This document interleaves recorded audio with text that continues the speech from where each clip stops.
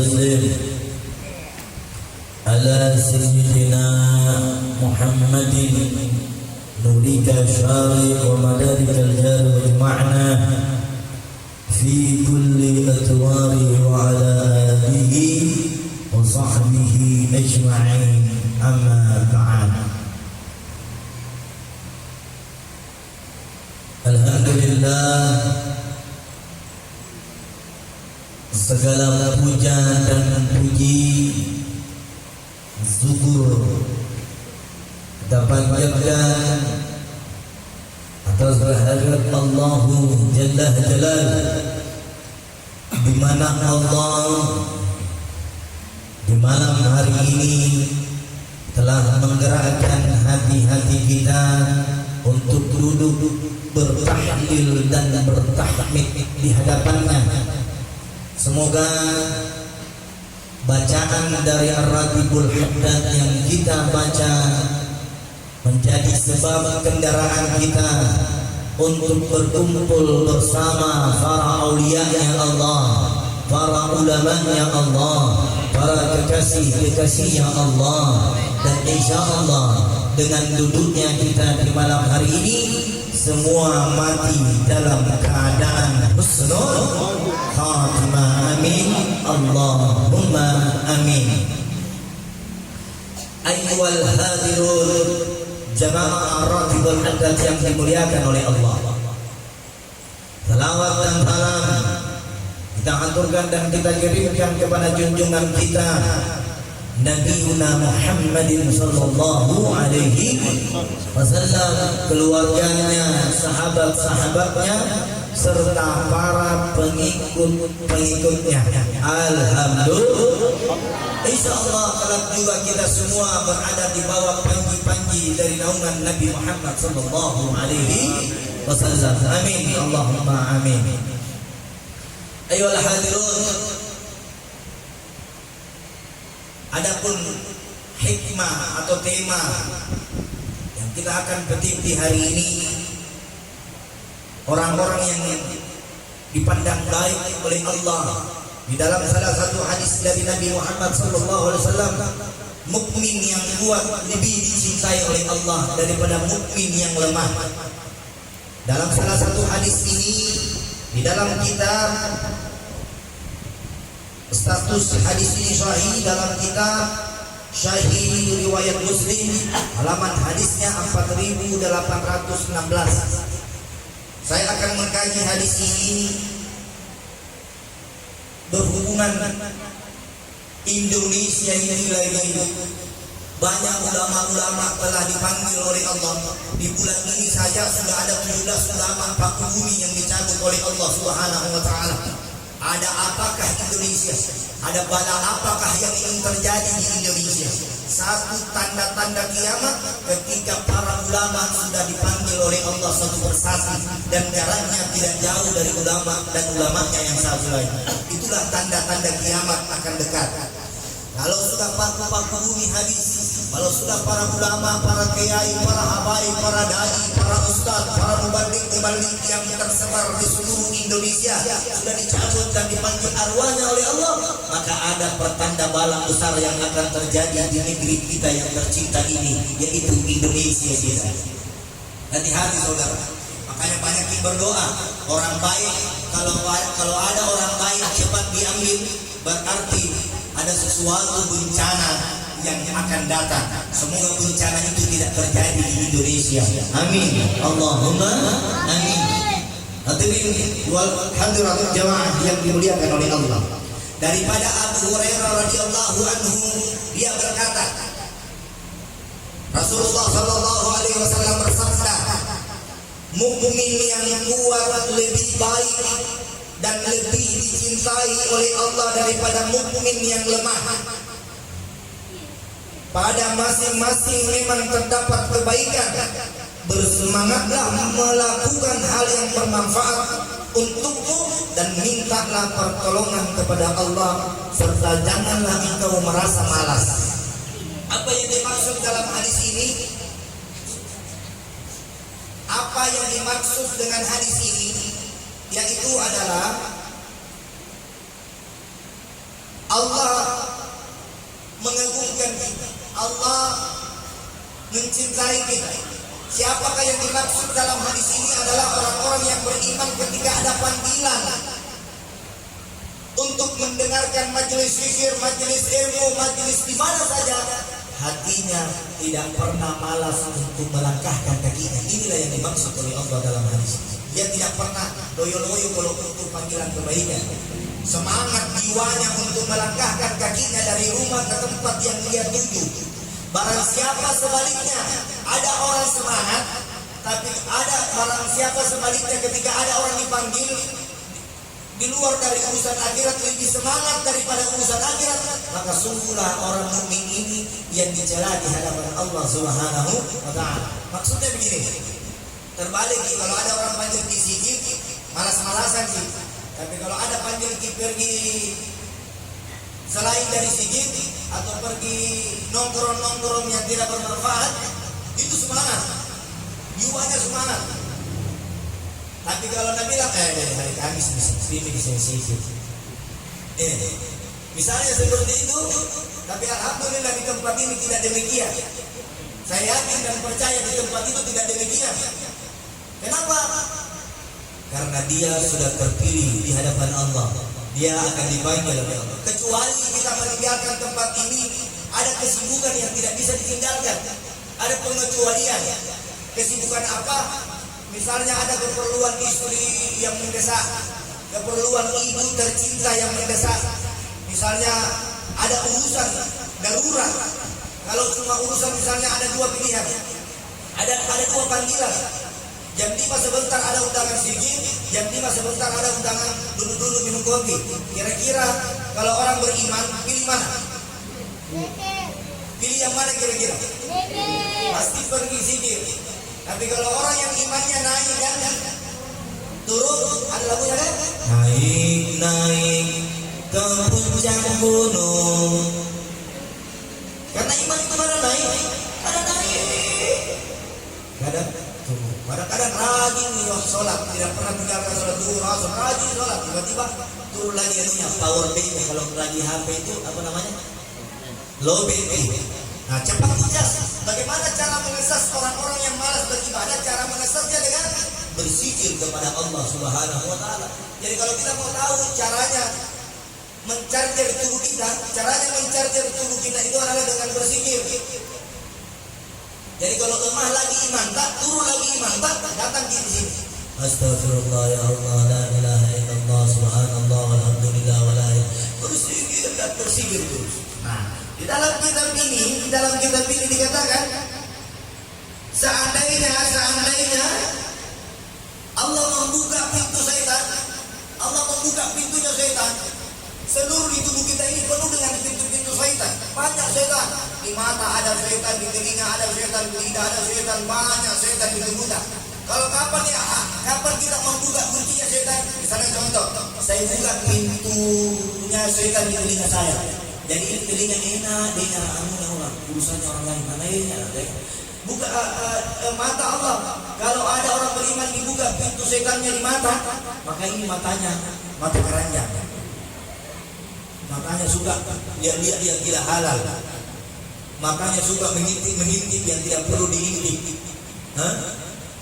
Tidak dipakai matanya untuk membaca Al-Quran, tidak dipakai matanya untuk berdoa, tidak dipakai matanya untuk berzikir, tidak memakai matanya melihat yang mana yang benar, yang mana yang salah. Dia tidak gunakan ini matanya dengan baik. Dia hanya melihat yang enak-enak, yang tidak baik. Ada enak yang baik, ada juga enak yang tidak baik. Makanya yang enak-enak itu di dalam Al-Quran dilarang, yang paling enak dilarang. Kenapa babi dilarang? Di semua daging yang ada di Indonesia ini, paling enak itu daging babi. Makanya dilarang oleh Allah. Karena mengandung lemaknya keluar, makanya dilarang, jangan makan enak-enak. Yang kedua, jangan makan berlebih-lebihan. Apa-apa yang kau makan berlebih-lebih, walaupun itu sebenarnya vitamin kau makan, vitamin kuat. Kalau kau minum, anjurannya dokter bilang 1, kau minum 5. Kira-kira bagaimana gayanya kira-kira? Overdosis. Air minum kira-kira kalau dijadikan sebagai oksigen di dalam tubuh kita, Kalau berlebihan, marah tidak? Marah. Kenapa? Karena berlebihan. Makanya Islam itu mengajarkan kita untuk tidak berlebihan. Makan secukupnya, minum secukupnya, ada aturannya. Insya Allah tubuh kita sehat. Insya Allah badan kita sehat. Insya Allah semua jiwa-jiwa kita sehat. Orang yang terlalu kenyang, malas itu supaya. Orang yang terlalu kenyang perutnya misalnya, makanya itu para ulama, dia makan sebelum duhur. Dia makan sebelum duhur, 1 jam sebelum duhur. Para ulama, para salafus saleh, misalnya duhurnya jam 12 jam sekian, jam 11 itu dia sudah makan. Para ulama tidak. Kenapa? Karena dia kasih durasi 1 jam supaya nanti sholat duhurnya tidak sujudnya ringan. Atau ada juga pendapat yang lain, para ulama ketika dia mau makan siang, dia menunggu sudah sholat duhur. Makanya kalau kita mau menghadap sama Allah, jangan menghadap sama Allah dengan perut yang kenyang.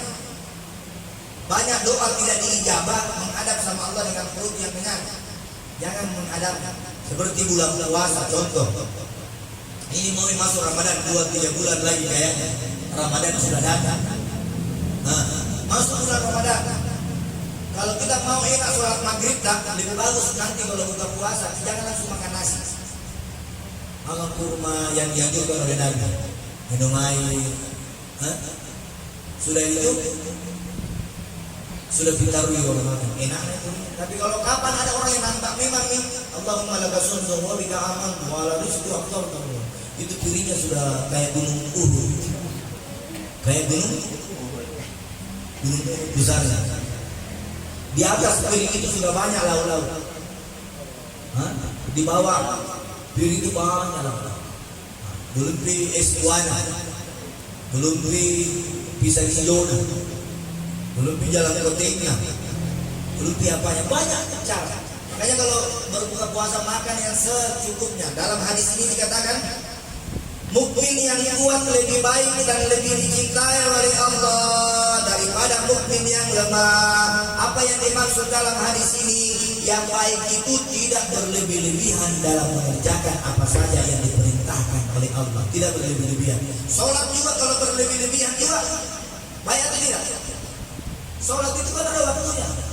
Ada hadis Nabi, ketika engkau sudah sholat duhur, sudah mau berzikir, keluar bertebarlah engkau di muka bumi ini. Bertebar. Tidak ada itu sholat duhur sampai ketemu sholat asar. Sholat duhur di jam 12, nanti asar setengah 4. Sambung menyambung. Tidak ada, Allah tidak membebani orang yang tidak sesuai dengan kemampuan. Tidak sesuai dengan kemampuan. Yang kedua, sumber hadis ini, mukmin yang kuat yang dicintai oleh Allah adalah mampu melaksanakan kewajiban dan menyempurnakan tanggung jawabnya, menyempurnakan ibadahnya dan bertanggung jawab atas ibadahnya. Banyak orang sholat itu hanya gerakan Allahu Akbar, Assalamualaikum, Assalamualaikum, keluar. Dia tidak mempertanggungjawabkan itu ibadahnya. Bagaimana cara mempertanggungjawab ibadah? Tidak ada orang yang menjamin kita di sini diterima sholat, Pak. Kenapa dianjurkan untuk berzikir? Supaya yang salah-salah di dalam sholat itu bisa menutupi dengan doa-doa yang kita panjatkan, dengan zikir-zikir yang kita agungkan. Kayak kalau sudah sholat, ya sholatnya 5 menit, zikirnya 5 menit. Inilah mukmin yang paling sejati di hadapan Allah. Sholat 5 menit, bukan sholatnya 5 detik. Kalau 5 menit itu kan ada sholat 5 detik. Sudah masuk di gua sekarang itu sholat 5 detik. Saya baca berita itu, ada kemarin di mana di Jawa, ada orang sholat tarawih 20 rakaat dengan 5 menit. Nah, ini sekarang sudah masuk di daerah Goa. Itu paham-paham begitu sholat. Bagaimana bicara tumakninah? Nah, sementara sholat itu harus tumakninah. Kira-kira baca subhanallah, subhana rabbil a'la wa bihamdihi itu hitungan berapa detik?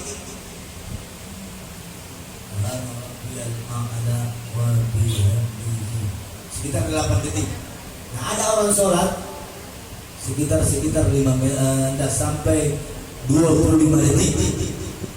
Selesai dari rakaat pertama sampai rakaat terakhir. Ini sholat teteskan air matamu. Terus di sini kajian hadis yang lain, mukmin yang lemah yang tidak melaksanakan kewajiban dan enggan meninggalkan yang haram. Ya, jadi kalau kita mau lihat mukmin yang lemah, tidak mau mengerjakan perintah Allah, bahkan dia semangat mengerjakan yang dilarang oleh Allah. Ini mukmin yang lemah. Dia semangat kalau mengerjakan larangannya Allah, semangat sekali, itu yang saya maksud tadi. Tapi ketika tempat yang wajib tidak sama semangatnya seperti yang tidak wajib. Nah, ini yang diragukan ke dalam keimanan kita. Yang keempat, kedua mukmin ini sama-sama memiliki kebaikan. Sama-sama memiliki kebaikan. Tapi bedanya di sini tidak sama pahala yang didapatkan. Ada mukmin satu malas-malas, ada mukmin yang satu semangat-semangat. Sama di sisi Allah dia mukmin, si A ini mukmin, si B ini mukmin, tapi cara beribadahnya yang tidak sama. Cara ibadahnya, cara sholatnya tidak sama, artinya tidak sama di sini, tidak sama semangatnya. Sama di al-fatihahnya, sama di tahiyatnya, sama di salamnya, tapi cara menyambut ibadah itu tidak semangat. Kutu-kutu malas, loyo. Terus yang kelima di sini, Rasulullah Shallallahu Alaihi Wasallam memerintahkan agar bersemangat dan bersungguh-sungguh serta memohon pertolongan. Rasulullah mengajarkan sama sahabatnya, wahai para sahabatku, semangatlah apa yang Allah anjurkan kepadamu dan bermalas-malaslah apa yang Allah larang kepadamu, kata Nabi.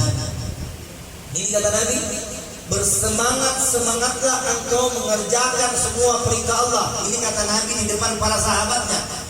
Dan berlemah-lemah dan malas-malaslah engkau mengerjakan apa yang dilarang oleh Allah.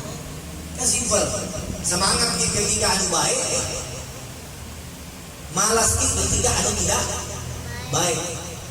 Terus yang terakhir, jangan bersikap malas dan tidak bersungguh-sungguh dalam melakukan perkara bermanfaat, karena dia menjadi sumber kegagalan.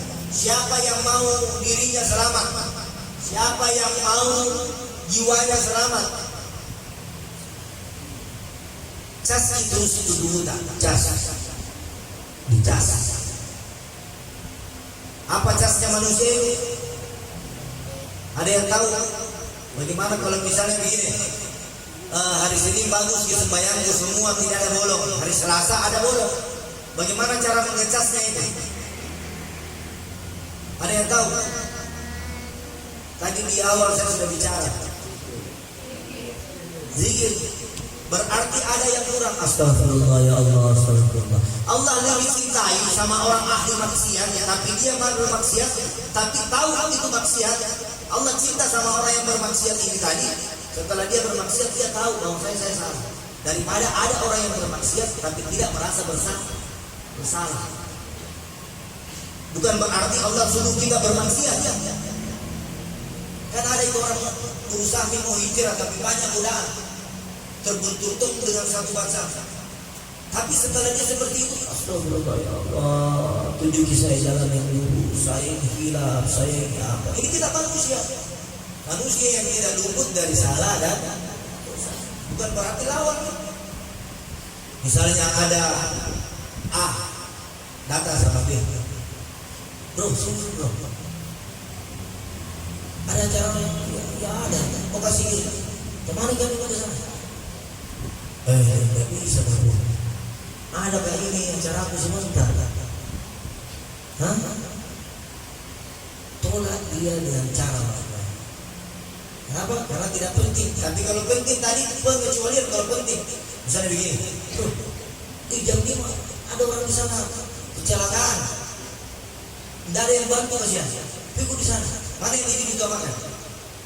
Zikir atau orang yang mau ditolong? Orang yang ditolong. Karena orang darurat. Tapi kalau bro pergi di warkop terkenal di Makassar namanya Desi Jatuh apa Moods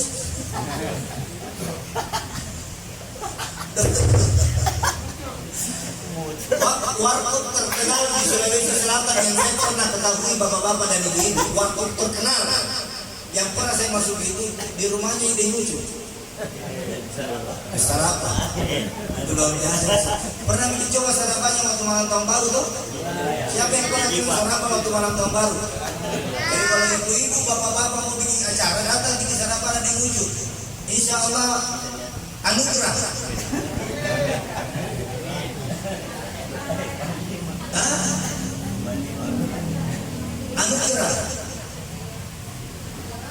Anu gratis diminum, tapi sudah diminum baru bayar. Bayar itu, insya Allah sarapan ini akan kita nikmati lagi nanti di tanggal 28 sarapan dan pesantren dan lain-lain.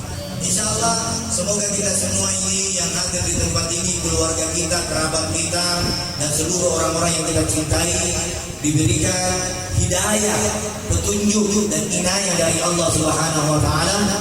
Kita hanya manusia, marilah kita banyak berdoa dan berzikir di hadapan Allah, dan jadikanlah doa-doa dan zikir-zikir ini sebagai kendaraan yang istimewa kelak di yaumil akhirat nanti yang kita pakai. Ketika kita sudah meninggal, inilah kendaraan yang kita pakai yang mengantar kita mati dalam keadaan husnul khatimah, dan Allah beserta nabinya dan seluruh para malaikatnya mendoakan orang yang mengingat Allah di kala dia ada di dunia. Jadi maka siapa yang mengingat Allah di dalam tempat yang seperti ini, Allah akan lakukan dia, Allah akan angkat derajatnya, Allah akan muliakan tempatnya, Allah akan berikan dia keistimewaan. Tunjuk mau ke surga mana yang kau mau masuki. Nah bilang Allah, pilih mau ke surga mana yang kau mau masuki. Ya kan? Ini janji Allah. Ini janji Allah. Tadi juga saya dengar ada gempa di daerah Mamuju, dan dirasakan tadi saya sempat rasakan di Masjid Manengkeri di Taranya, dan di Parepare itu kencang anunya apanya, goncangannya 5,9. Ini mendekati tsunami lain. Kalau 6,5 ini sudah dalam hitungan BNP 4 poin lagi naik ini getaran, maka terjadi tsunami. Kalau Mamuju tsunami, goncangan Sulawesi Selatan, Pantai Losari habis, karena jaraknya itu dekat. Makanya selalu berdoa, kenapa kami para ulama ini sedih sekali, ulama berjatuhan ulama, kiai habis diambil satu persatu ya Allah. Ya kan? Apa yang terjadi? Berarti ini dunia sudah tua. Umur kita tidak mampu untuk menghadapinya. Nah syukur-syukur kalau gempa datang, tsunami datang, syukur-syukur, atau kiamat datang, kita duduk di sini semua mati dalam mengingat Allah. Tapi kalau syukur-syukur kalau kita mati inna lillahi wa inna ilaihi rajiun, mati di tempat maksiat, mati di tempat minuman keras, mati saat narkoba, mati saat berzina, mati saat berjudi, mati semua yang tidak baik. Ini yang kita takuti, mati dalam keadaan subur khatimah. Yang kita harapkan apa? Husnul. Semoga kita semua mati dalam keadaan husnul khatimah. Wabillahi taufiq wal hidayah. Wassalamualaikum warahmatullahi wabarakatuh.